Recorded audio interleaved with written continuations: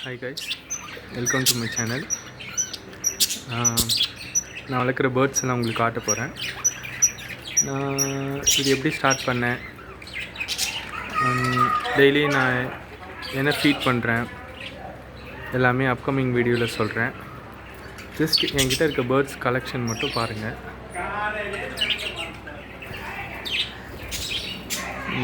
Channel open பண்ணி first வீடியோனால் எனக்கு என்ன பண்ணணும் எதுவும் தெரில.